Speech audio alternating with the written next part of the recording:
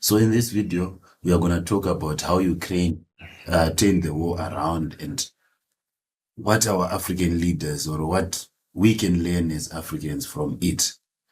So definitely everyone knows about the Ukraine-Russia war, which has been going on for almost 4 years, unless you live under a rock, of course. But so when Russia launched its full-scale invasion of Ukraine in February 2022, many experts believed that Ukraine was going to collapse within days. Yeah, definitely. Even I thought that Ukraine was going to fall in a few days. Because why? Because its military was smaller, its economy was getting weaker, millions of civilians were fleeing, government officials were openly asking the world to help them. They were, in fact, they came out on TV seeking aid or weapons or any form of support that was known. So many observers thought that this is it. They thought that since Ukraine was begging at this level, anytime it was gonna fall. But just a few years later, the story just looks different. Today, as we speak today, Ukraine is one of the world's leading innovators in military drone technology. It produces thousands of drones every month, strikes targets hundreds of kilometers away, and has built an entire new defense industry during wartime. So how did Ukraine go from desperation to innovation? This is what we shall be talking about in the video. And what can our African governments learn from this remarkable transformation? Okay, let's find out. If you are new, please don't forget to subscribe.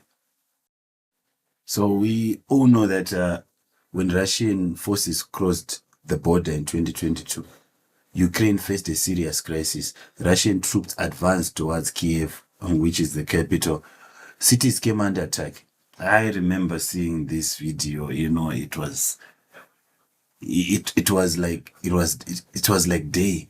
It was like day. Like you would think that this is happening during the day when Ukraine was being bombarded by Russian missiles. It was being shelled like crazy. It was happening during the day, but it was night because of the light that was coming with these missiles, a barrage of missiles. So then after that, Ukraine urgently requested international assistance. So Western countries responded with military aid, financial support, intelligence sharing, and training. But Ukrainian leaders quickly realized this thing, which our leaders sometimes do not realize so fast, that foreign aid alone would never be enough. And no country could continuously supply every weapon, every drone, and every piece of equipment Ukraine needed. Then I think one of the breaking points was that meeting that the president of Ukraine had with the president of the United States. Oh, those who saw the video, like you could see the pure disrespect. Imagine a leader of a nation being told to say thank you. You got to be more thankful, because let me tell you, you don't have the cards. With us, you have the cards, but without us, you don't have any cards. I've empowered you to be a tough guy, and I don't think you'd be a tough guy without the United States. And your people are very brave, but you're either going to make a deal or we're out. Yay! If a child eats the food that is reserved for the elders, he must be willing to dance according to the tune of the elders. So I think that's when it sparked into Ukraine's mind that aid was not a long-term thing, and with aid, people will tell you what to do. They will definitely tell you what to do. The moment people give you aid, they will always be involved in the affairs of your country. That's why we, as Africans, we have some some decisions which are being made in Europe on our behalf, because we are up to now, some of the countries, we are still taking aid from our former colonizers. So that's when I think that's when it hit Ukraine that we can't survive like this. Aid, yes, it might be a good thing for now, but in the long run, aid creates problems and serious disrespect. So instead of relying solely on expensive traditional weapons, Ukraine invested heavily in drone technology. After that, so engineers, software developers, universities, startups, and even military experts began working together. Small workshops became factories. Technology companies shifted into defense production. So young innovators were encouraged to design cheaper and more effective systems. The results were extraordinary. Ukraine developed drones, which were unique attack drones, naval drones, and long-range drones. So the reason being is, again, it's much cheaper.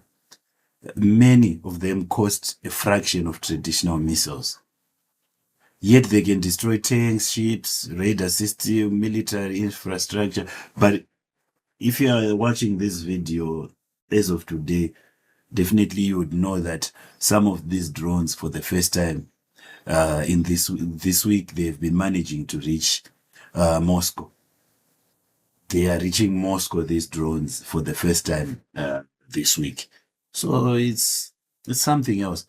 So the battlefield was changing, and in fact is still changing up to now.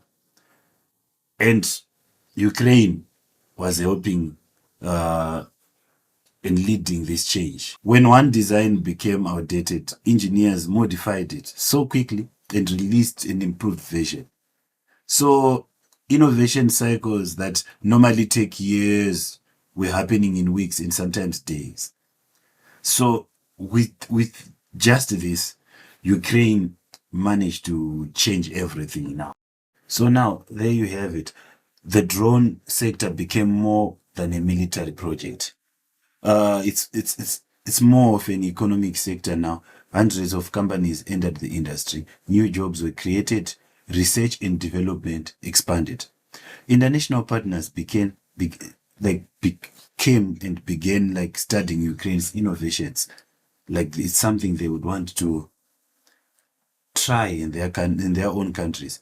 So some countries even started showing interest in purchasing Ukraine-made technologies or partnering with Ukraine firms after the war. They are planning that after the war, if the war is to end, they'll do something with Ukraine, which is a good thing. So what began as a survival strategy has evolved into a growing technological system, and they've sort of become respected. You can see the difference in the two meetings the president of Ukraine had with the president of the United States, Mr. Donald Trump. You can see now there is a bit of some respect, because when you depend on aid, nobody respects you. That's why you see people don't even respect our leaders at times. That's why you see them, they were in a bus like school kids the time they went to the Queen's funeral. Because they are not respected. When someone gives you aid, they don't respect you. You're like a child to them. So the biggest lesson is not war. It's about self-reliance. So many African countries depend heavily on imports for technology, manufacturing, and even basic industrial products. So from Ukraine's experience, we've learned that when a country relies on itself, of course it's still receiving aid, but it's not, even if the aid is to cut out, it's not going to be catastrophic. So African governments can also try the same. They can invest in technology, engineering programs, research programs, startup ecosystems, local manufacturing, and artificial intelligence, as we say. So drone technology for agriculture. We can again have drone technology for agriculture, mining, mapping, and security. So countries that build technology often gain more influence and more respect. They are respected more in the long run, because as it stands, Ukraine was even in the Middle East helping other countries shoot down Iranian missiles. They were there. It's Ukrainian technology that assisted when Iranian missiles were being flown into other countries in the Middle East during this current war which is happening. So these people are at war and they are managing to render a service to another country. Most of our countries are struggling to render any services, but they don't have wars. They don't have wars. So that is one of the things we can learn from the Ukraine war, from the Ukraine-Russian war as Africans. So another lesson that we can get from this is crisis can bring about innovation. So this innovation came about because of a crisis. So history has shown that some of the biggest technological breakthroughs emerged during difficult times.